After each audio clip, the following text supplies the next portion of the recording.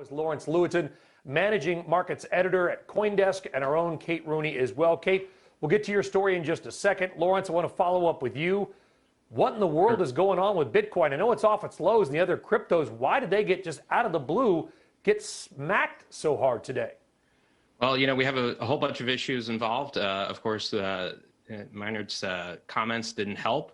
But, you know, we also have the dollar was stronger. It's hitting a 2-week high. If you look at the dollar index, we had miners were selling. And so, well, let's just get back to the dollar index. The dollar index rising, of course, that makes Bitcoin cheaper. There were higher interest rates. That, again, also hurts Bitcoin with the theory that Bitcoin is an inflation hedge. We had miners that were selling Bitcoin, and we're also looking at profit taking. We're seeing incredible amounts of volume on the CME. CME is an exchange, a futures exchange that the institutions like to use. So that's pretty much it. There's a lot of profit taking today. Yeah.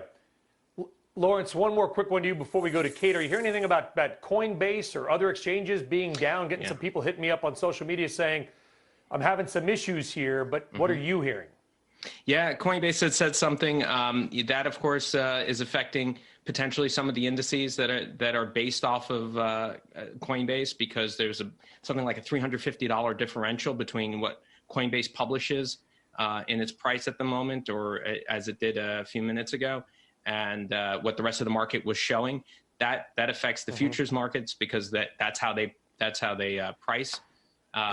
But you know, this happens a lot in crypto when there's heavy amounts of volume. Sites like Coinbase and some of the other exchanges always have trouble. For some reason, it's either they're not ready for prime time, or they just can't handle the massive amounts of volume no matter what. Well, that volume certainly has picked up. Lawrence Lewitton of CoinDesk. Lawrence, thank you very much. Now let's turn to Kate Rooney. And you know, Kate, listen, even with today's drop in Bitcoin, it started the year, or at one point in the year, was at 4,200. So it has been red hot. But Kate, it's not just been the coin, has it? It's been kind of anything crypto, Bitcoin, blockchain related has been getting bought up. And that's seen as a sign of sort of this retail exuberance returning. We saw in December, if you look at Google Trends, searches for Bitcoin and blockchain are now way up.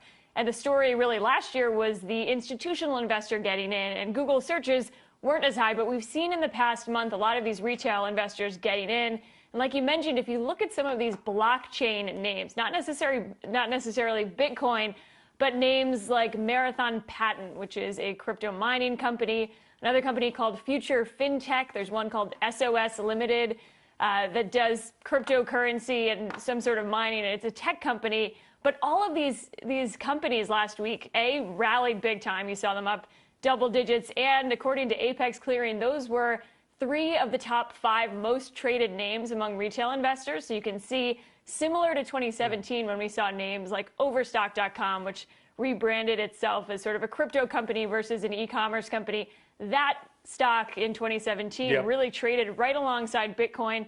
And you had names like Long Island Blockchain, if you remember that, when they changed their name from an iced tea company to a blockchain company. So some of that same exuberance here. Shepard Smith here. Thanks for watching CNBC on YouTube.